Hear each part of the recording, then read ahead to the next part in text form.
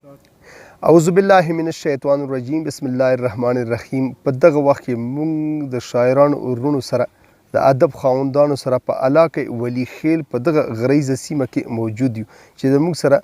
دلته ذاکر صاحب هم موجود دی. کوټ خان ذاکر یو داسې نوم چې ماته چې ډېر انتهایی زیات مشهور دی، ځکه چې د هغه وخت نه چې کله دلته انقلابونه و نو په هغه وخت کې د شاعرۍ آغاز کړی و او دغه ولی خیل سیمه چې کومه د شعر و ادب په حوالې سره انتهایی زیاته زرخیز و. که هر څومره تاسو دغه وچې تیږې دغه تړې شاته غرونه وینو، خو په دغه کې داسې شاعران شته چې هغه د خاطر د وینا مطابق چې په دې خړ خیبر کې څه دي بې له خاورو، نو مطلب چې اندغه خړ خیبر دی، خو په خړ خیبر کې بیا داسې رنګینی موجود و لکه څنګه چې خاطر صاحب پیش کړي، او داسې ماده چې د دغې سیمې نور شاعران که وګوري هغو مطلب چې انتهایی زیات کار کړی. دلته زموږ سره عبدالغفور غفور چې کوم د سلطان خیل سیمې یو خوږ ژبی شاعر دی، هغه هم ناست دی، هغه به هم واورو. او دلته نوید صاحب چې کوم دی هغه به په خصوصي طور باندې واورو، ځکه چې د هغه تعلق د نیکي خیل سیمې سره. دغه درې واړه شاعران چې کوم دا د خیبر د مختلفو سیمو نه تعلق لري. نو موږ دغه ګلدسته تاسو ته په دغه باندې پیش کوو چې مطلب چې په یوه ټایم په یوه وخت سره تاسو مطلب چې مختلف قسمه سوچونه فکرونه وګورو او د شاعر هغه خیالات وګورو. هسې هم دغه سیمه چې کوم د شعر و ادب په حوالې سره انتهایی زیاته زرخیزه و. لکه بابای غزل چې لوړګیني د شاعرانو قدر نه که غورځولي لالونه په ډیران دي، او په خپل کور کې حمزه قدر د چا نه وي، د عربو خلک کم دي چې حاجیان دي. نو اوس دلته مطلب چې شعر و ادب په حوالې سره خبره کوو، ځکه چې د شعر و ادب خاوندان چې کوم دي هغه مطلب چې دغه کتابونه هسې نه دي ډک کړي، دوی وخت ورکړی او هغه وخت چې کوم بیا د راروان نسل دپاره مشعل راشي. ځکه چې دا غره یادېږي چې پټ وي طوفانونه د شاعر په خاموشۍ کې او مشه پرې غلط چې بس خبرې جوړوي. نو یقینا چې مطلب چې د سوچ خاوندان دي، دغه د ادب او د ذوق کوم خاوندان چې دا راروان نسل له وده ورکوي او راروان نسل چې کوم دغه راپاروي، او مطلب چې د یو نیک مقصد دپاره دا مطلب چې په یو زبردست روډ میپ ویله ورکوي، او مطلب چې دغو د شاعرانه استفاده کړل پکار دي. کوټ خان ذاکر چې کوم دا د دغې سیمې شاعر دی، او په شاعرۍ کې لکه د خیبر استاد د کلیواله ټرمینالوجي چې کوم دا ځای په ځای باندې مطلب چې پرته و، او دغې وجې نه مطلب چې دغه اهمیت د حاصل کړی دی چې لکه د خیبر استاد چې وړې وتوی خو ترېنه بیا ووته، ورځم خواږه به نن ضرور ویشي، او څه یې د چم په وړو زړه سیزي، روغه ټیکاله په تنور ویشي. نو دغه کلیوال لفظونه چې کوم دا انتهایی زیات زبردست لګیږي، او مطلب چې یو کلیوال رنګ سړي له ورکوي. دی که مطلب چې چېرته مسافر هم شي او بیا دغه کلیوال هغه ساده باده الفاظ چې واوري، نو مطلب چې دی نور ترې محسوس کېږي. نو موږ په منځ کې نور نه حایل کېږو، ډایرکټ موږ د تاسو رابطه د کوټ خان ذاکر سره کوو چې هغه موږ ته اول خو مختصر غوندې خبره وکړي چې مطلب چې د دا شاعري د کوم وخت نه شروع کړې و او څومره کتابونه د مطلب چې منځ ته راغلي دي، او اوس مطلب چې بیا د هغه نه بعد موږ ته یو زبردست غوندې غزل هم وړاندې کړي. نو جبران صاحب زه د تاسو ډېره مننه کوم، ډېره مشکور یم مهرباني چې موږ له همدومره وخت راکړو او تاسو موږ له داسې تکلیف ته موږ سره برداشت کړو چې اوس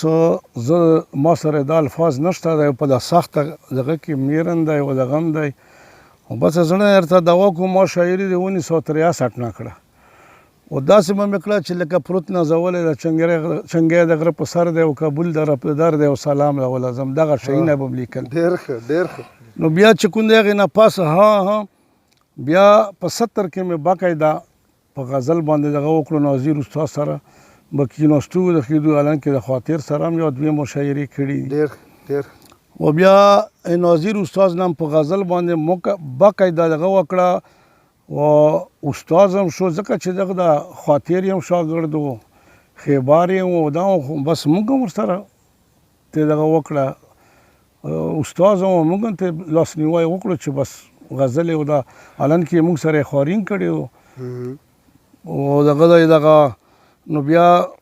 بس هغه نه رادیل شاعري کو، بیا مې په حمزه بابا له مې کاپۍ وړه په 83 کې، هغه په بیا تفسیري ولیکلې، شپږ میاشتې ورسره پرته وه، بیا د هغې نه پس چې کوم دی په 87 کې مې په افغانستان کې مشاعره وکړه بیا الله سلیمان لایق کتاب چاپ کړو ډېر نوي فکرونه چې هغه چې کوم دی که نه هغه چاپ شو بیا مې هغې نه پس په 2014 کې پخواني داغونه چاپ کړل او اوس مې ګړنګونو ته زړه دی چې چېرته مو کار راغله په لاس نو ګړنګونه نو د ګړنګونو په حوالې سره که مطلب چې ته موږ ته یو غزل یا څه مطلب چې رباعي سره وي پکې یا څه نور داسې نظم پکې وي نو مطلب چې دا کتونکي به ترې خوند واخلي نو په ګړنګونو به زه دا لیکم پې لیکلی مې دی چې کله یې هېرېږي د خیبر دا وچې تاړې کله یې هېرېږي د خیبر دا وچې تاړې او څو یې که ذاکر د ګړنګونو غورځېدلی څو یې که ذاکر د ګړنګونو غورځېدلی ډېر ډېر ډېر نه مې وایي جونګړه نه کوټه نه مې وایي کلی ناست په بیابان کې د دې خلکو نه وایي غلی واه ډېر اوش ډېر ورک مې شي خیالونه د قدرت په کائنات کې ورک مې شي خیالونه د قدرت په کائنات کې وچو تاړو منځ کې نازک ګل وي راوتلی اوه ډېر زبردست زبردست زبردست او کله یې هېرېږي د خیبر دا وچې تاړې څو یې که ذاکر د ګړنګونو غورځېدلی اوه ډېر ښه ډېر ښه دا کې ځینې ډېرې چې وګوره مزدور په تورو غرو کړي مزلونه ګوره غریبۍ یې تور رنګ سپین ګوره غریبۍ یې سپین رنګ تور دی اړولی نو دا مې په وخت کې په دا ګړنګونو لا لیکلی ډېر ښه ډېر ښه ډېر نو اوس به درته بالکل ارشاد ارشاد دا د اوس جبران صاحب لکه لوګی د تناره راوځي لکه لوګی د تناره راوځي او سویلی داسې مې د زړه راوځي اوه ډېر تنور پکې څومره زبردست ځای شوی ډېر ښه ډېر او د مینې زور یې رامعلوم کړو راته د مینې زور یې رامعلوم کړو راته چې مې خویله د هر ویښته راوځي اوه ډېر ډېر ډېر او وایم چې ور په د تورمخ یو بال کړم وایم چې ور په دا تورمخ یو بل کړم کټې په سر چې پښتانه راوځي او بیلتون مې وچې سترګې تاندې کړلې بیلتون مې وچې سترګې تاندې کړلې لکه په وچ غره کې اوبه راوځي ډېر ډېر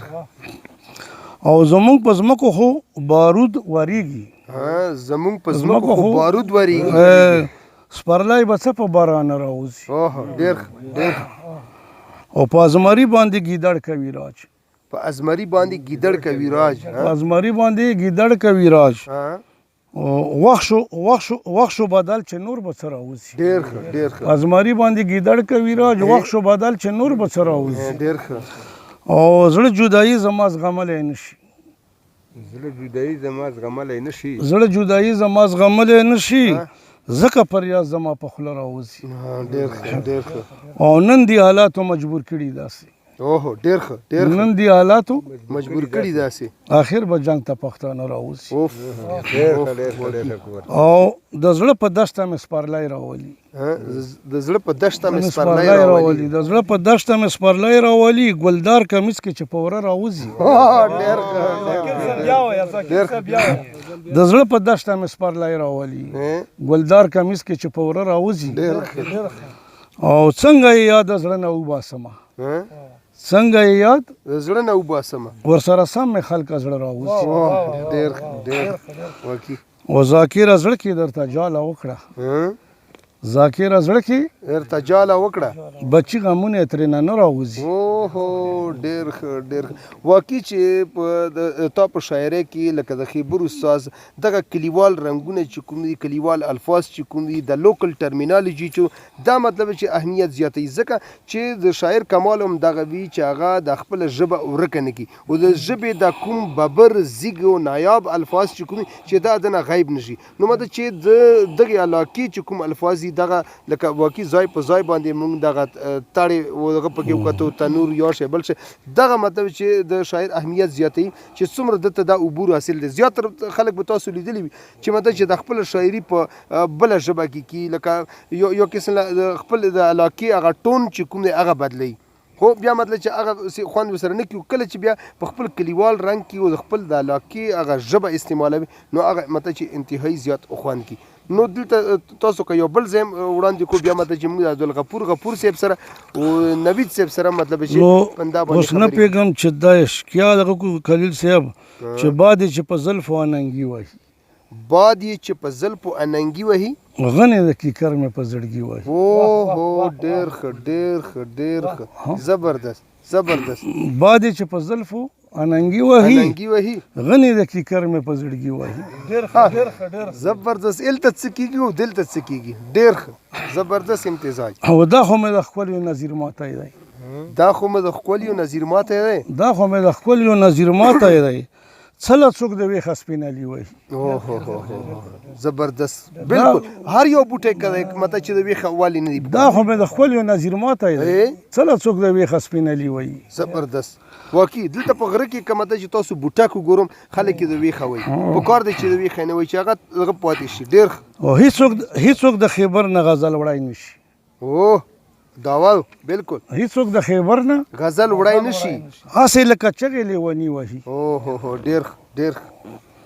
هیڅوک د خیبر نه غزل وړای نه شي هسې لکه چغې لیوني وهي. و سر مې کپریزي کشمیر د هند غواړم. ډېر ښه وخت تقاضا و. بالکل. سر مې کپریزي کشمیر د هند غواړم. و زړه محمود عملې مې په ډیلي وهي. اوه زبردست تاریخي ټچ دی. زبردست. ډېر ډېر. او زړه مې پسې سمځي د ګودر په لور. زړه مې پسې سمځي د ګودر په لور. سره لاسونه پاس چې په منګي وهي. ډېر ښکلی ډېر ښکلی. او دغه دی دا حسن د زلفانو کتلوي جونې.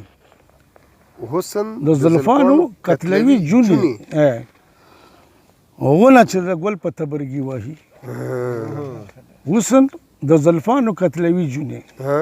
ونه چې د ګل په تبرګي وهي. ډېر ډېر ډېر. او سرو زرو د حسن نه خوند واخیستو. سرو زرو د حسن نه خوند واخیستو.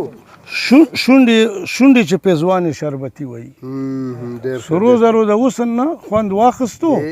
شونډې چې پیزوانې شربتي وهي. او ټوله شپه شوګیرون ستا یادونه وي. ټوله شپه شوګیرون ستا یادونه وي. سترګې دې سرې چارګمي وهي. ډېر ښه ډېر ډېر. او دا د چا د سترګو خرچ خوړلی دی. دا د چا د سترګو خرچ خوړلی دی. زړې د ډېره درد نه زبرګي وهي. ډېر ډېر. او شنه لوخړه وځي د ذاکر د خولې. شنه لوخړه وځي ذاکر د خولې. شین خال مې چې ښکلې په تندي وایي. ډېر ښه ډېر ښه. ذاکر صاحب ته نورم واورو ته او دلته مدد چې زموږ سره نوید صاحب هم ناست دی. نوید صاحب چې کوم دی لکه څنګه چې تاسو وینو ډېر زبردست شاعري او د تقریبا چې د 1968 نه شاعري شروع کړې ده او په 72 کې د باقاعده غزل طرف ته مته چې غزل طرف ته تللی دی او بیا مته چې غزل باقاعده هیټ شوی دی په او هغه غزل بنتي واورو او د شاعرۍ په حواله سره خبرې کو چې د کوم رنگ دی ځکه چې دا مختلف رنگونه چې موږ راکړي دغه ګلدسته چې موږ جوړ کړي نو دغه پر جوړ کړي چې کتون کې ته خوان واخلي. جی ها جلیل جبران صاحب خلیل جبران صاحب ډیره شکریا ډیره مننه چې موږ له په لاند وخت کې مکارا کړه لکه موږ دغه نه ډیر ورسته پاتې شو. الحمدلله چې جبران دغه سیمې لا راغی نو موږ یې مخ په وړاندې بوتلو. موږ دغه مشکور یو مننه یې کو ډېر شکریا یاده کوو. ما په سن 68 کې شاعري وکړه شروع مې کړه د ناظر صاحب د یوه شعر نه چې هغه نه زه ډېر متاثره وم چې لاس یې کړو راپورته په تکل د غزونې ما وی چې که زیړه زرغونه را باندې راغله تا خو تکلیف وکړو اسرائیل خفه مشه دا دغه نظر ډېر متاثره وم. نو بیا ما په سن 72 کې ذاکر صاحب ما په واده کې ناستو نو ما غزل باغیاره مو وغږالو چې زما او ستا په منځ کې د ګیلو خبرې شته هم تاله مې ساتلي دي یا څو خبرې شته. نو دغه نه پس ما خپل رنګ خپل ساتلی چا په رنګ پسې نه یم تلی. نو زه بیرته یو دوه شی نه ویم یا بیرته خاطر صاحب باندې مې لیکلی چې څه هسې په تکلیف دي لیوانو غوندې دا ځنې څه هسې په تکلیف دي لیوانو غوندې دا ځنې خو خاطر په وړاندې دود شه سپینه لو غوندې دا زنې ډېر ښه عدنان غواړم او خبره دومره نه وي هسې ځان ته یې کړي غټه خپه شي کله کله د واړو غوندې دا زنې ډېر ښه ډېر ښه لوېدلي مې دي واړه پښتانه امن پسند دي لیدلي مې دي واړه امن پسند دي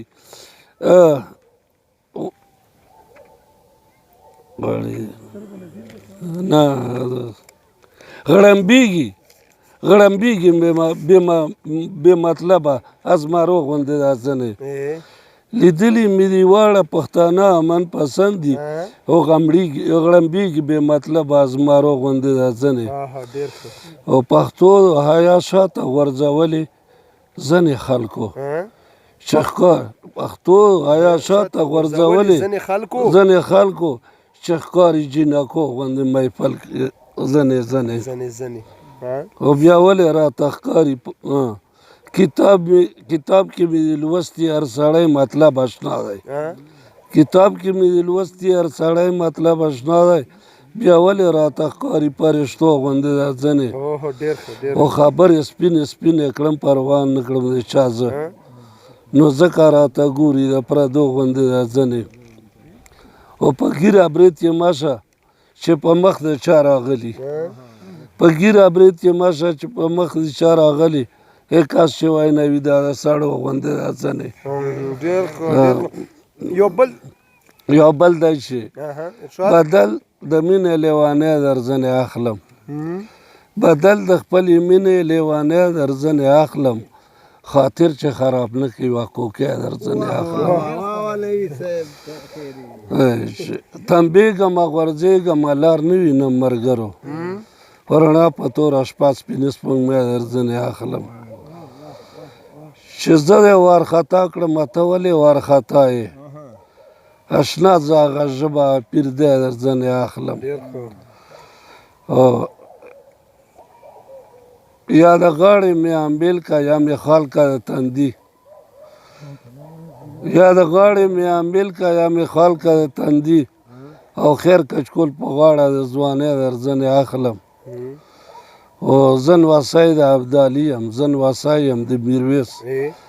اغیاره کومه خوله وایې پګړی در ځنې اخلم د زړه تاپ یې سړومه د زړه تاپ یې راوباسم د زړه تاپ یې سړومه شپنکۍ یوه ساعت لره شپېلی در ځنې اخلم او په زړه کې د نویده زړه کې د نوید سره ته څومره لرې مینه په زړه کې د نوید سره ته څومره لرې مینه ځواب د دې خبرې اپریدیا در ځنې اخلم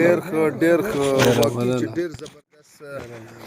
یقینا چې تاسو به دغه شاعري خوښه شوي وي که تاسو وګورو یو طرف ته تاریخي ټچ و پکې او بل طرف ته د علاقې د مزاج مطابق دغه مینه او محبت کیسې هم پکې ځای په ځای باندې وي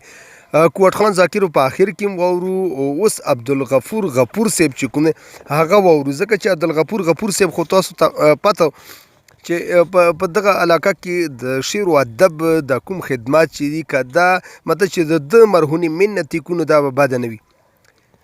ډیرو شاعرانو مطلب چې لکه ډیره زبردست شاعري کړې خو عبدالغفور غفور صاحب چې کوم د شعر و ادب د خدمت سره شاعري هم کړې او داسې شاعري کړې چې دا زه غفور څنګه ژړا پټه کم اوښ کو په مخ مې جوړه کړې لار ده نو مطلب چې ډېر انتهایی زیات غمګین شاعر او ښکلی شاعر او یو ترکي به ترکي ځواب ورکولو والا شاعر ورته موږ وایو نو مطلب چې دا به بده نه وي ځکه چې دی مطلب چې د مختلف وختونو په حوالې سره چې کومه شاعري کړې هغه مطلب چې چا نه پټه نه ده او دی مطلب چې دا صلاحیت لري چې ډېر په کم وخت کې مطلب چې غزل تیارولی شي او بیا چې د هغه بهر میټر ردیف قافیه وګوریم هغه هم د کمال نه ډکه وي نو ځکه عبدالغفور غفور په ډېر لنډ تنګ وخت کې مطلب چې دغه نوم پیدا کړی عبدالغفور غفور صاحب اعوذ بالله من الشیطان الرجیم بسم الله الرحمن الرحیم ګران قدرمن خلیل جبران صاحب تاسو ډېره شکریه او مننه چې په داسې تنګ وخت کې موږ سره کوم دی که نه زموږ نه د انټرویو په کې راغلي یو نو موږ تاسو ډېره شکریه ادا کوو ډېر فخر در باندې کوو کنه موږ د خیبر شاعران ډېر پاتې راغلي او تا په برکت باندې چې کوم کنه ته ځای په ځای باندې شاعران نه خبراتو انټرویو اخلي دا ډېره خبره وه الله خوشحاله آباد لره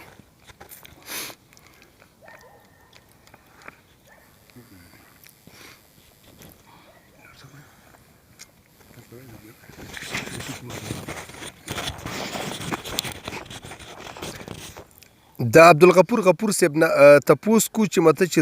د شاعري د کوم وخت نه شروع کړي په شاعرۍ کې کوم داسې رنګ دی چې هغه مده چې د ته خوښ دی او بیا مده چې دی پوهیږي چې عوام د کوم ټایپ شاعري خوښوي جی عبدالغفور خلیل جبران صاحب زه به درته وایم که نه چې اول به د خلکو سره پېژندګلو وکړم چې زه کاکل افریدی یم بیا خیبر کې د سلطان خیل زاپې سره تعلق لرم شاعري زه کم از کم د 1982 نه کم هغه نه پات چې کوم دی که نه په 1987 کې مو کتاب چاپ کړو د خیبر ستوری بیا مې بل کتاب چاپ کړو 2004 کې قاني ولنه بل مې چاپ کړو په 2016 کې پښتون وینه اوس مې یو ورکړی چاپ کېدو له یادګرنه زه به خلیل صاحب دا وایم چې شاعرۍ سره چې کوم ما د کوم شوق چې پیدا شوی هغه حقیقت خبره دا و چې زه ما تعلق ترانسپورټ سره و زه یو ډریور وم و ما به خبره چې کله کله د خاطر مصیرخان خاطر غزل اورېدل زه ډېر زیات متاثره شوم او خبره دا و که نه څه وخت نه ما شاعرۍ سره شوق پیدا شو نو زه به اوس درته وایم چې به د تاسو برکت او تاسو خبره چې موږ سره غټه منډه و چې نن سبا موږ میدان ته راووتو خلکو وپېژندو چې دا کوم شاعران دي که څه داسې خپل رنګ راته دغه کړو د شاعرۍ چې کوم داسې مته چې رنګ دی چې هغه دغه علاقې د مزاج مطابق دی او دغه عوام یې خوښوي دا خو ډېره ښه خبره وکړه جبران صاحب ما په خپله دا دغه دی چې کوم ځای کې مشاعرات شي نو زه حالاتو ته ګورم چې دا ځای کې مثال انقلابي غزل ښه چلیږي دا کې مزاحیه چلیږي دا کې اوس لکه اوس دا کې چې کوم دی که نه داسې غزل به درته وایم چې په غره سره او ګرګورو سره تعلق لري داسې غزل به درته وایم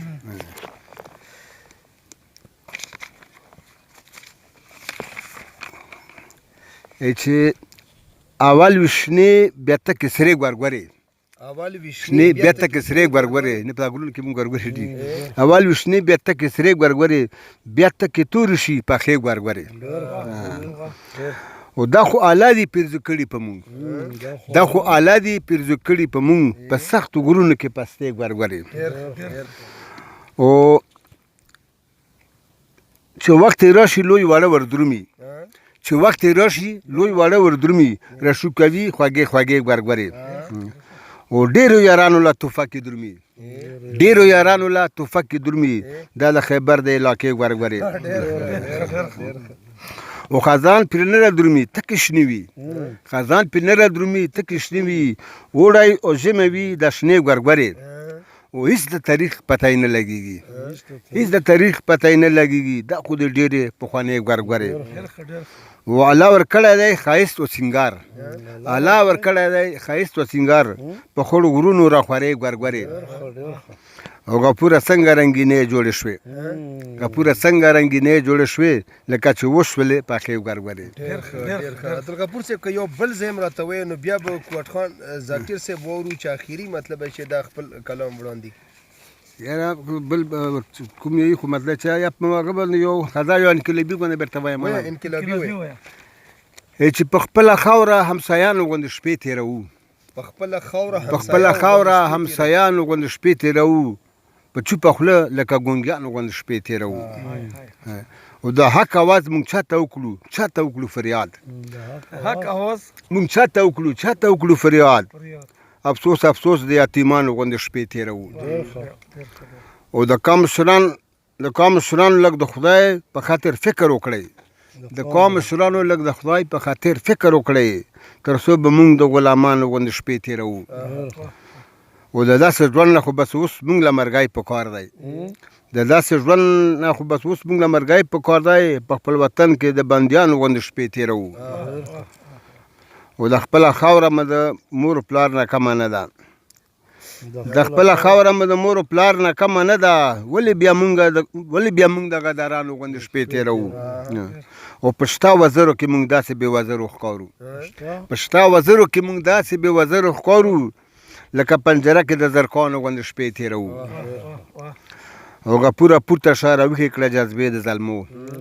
غپوره پورته شه راویښې کړه جذبې د زلمو، څه به په ډار د ګیدړانو غوندې شپې تېروو. یقینا چې دغه انقلابي زعیم ډېر زبردست و او دلته مطلب چې انقلاب تیر شوی دی، ډېر مطلب چې دغه خاورې چې کوم دی تاوده ساړه لیدلي، نو ځکه په شاعرانو کې د عشق او د مزه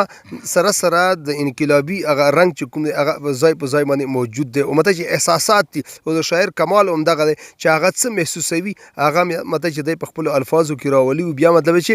ملغلرې یو قسم په داسې انداز سره وپوي چې بیا مطلب چې لوستونکي او کتونکي اورېدونکي هغه ته خوندونه اخلي. آخري سیګمنټ کې مطلب چې موږ د ذاکر صاحب څه واورو، بیا به دغه پروګرام انشاءالله چې ختموو. جی نو جبران صاحب تا د خدای راته ژوندی لري، او زه خو یم چې د خیبر شاعران یې په نړۍ ښکاره کړل، خیبر شاعران په نړۍ ښکاره کړل، صدر زمونږ چې وي جبران په میډیا. ډېر ښه ډېر ښه مننه. نو اوس به جبران صاحب چې د تا غوندې دغه وي، نو موږ بیا د کوزې میډیا سره هغه سره میډیا و، بالکل نور د موږ نه په غزل کې دغه نشي کړای، خو بس افسوس چې بالکل او بیا چې د تا غوندې دغه د موږ سره وي، نو موږ دومره حوصلې وچاتې شي چې بس اوس به انشاءالله چې موږ خو دغه څو غزلې لیکو. بالکل وای شو اوس به درته یو دغه وایم چې ښکلې کډې وکړلې حجرې مې خړې پړې شوې،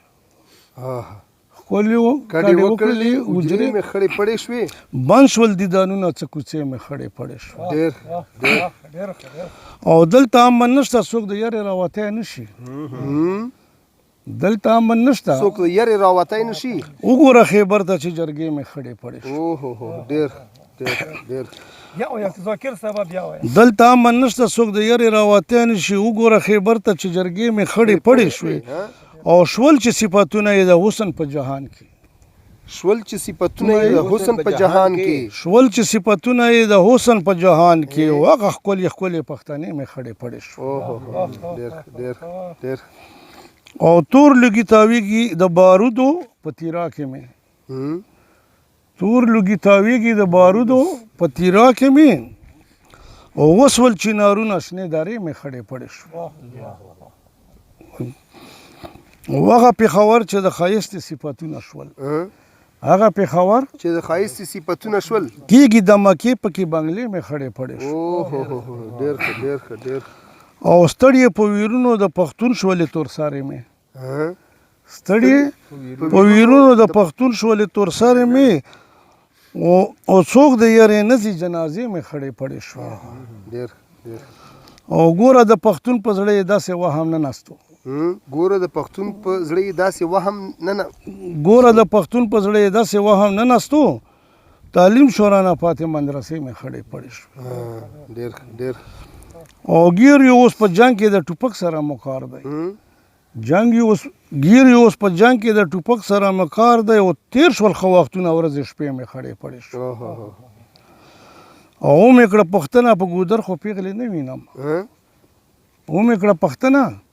په ګودر خو پیغلې نه وینم، های شویه ذاکره شنې چنې مې خړې پړې شوې. ډېر ښه. یقینا چې دغه یو قسم مشاعره ټایپ انټرویو به تاسو خوښه شوي، ځکه چې دغه کې موږ د خیبر نامتو شاعران عبدالغفور غفور صاحب، نوید صاحب او ورسره چې کوم د کوټ خان ذاکر خبرې به تاسو ورته چې اورېدلې وي، خیالات هم تاسو دوی وکتل، غزلې هم تاسو دوی واورېدې. انشاءالله تعالی چې په بل پروګرام کې بیا موږ تاسو سره حاضرېږو. اوس مطلب چې ما او کیمرامین چې کوم عدنان افریدی هغه راکو اجازت، د الله په امان.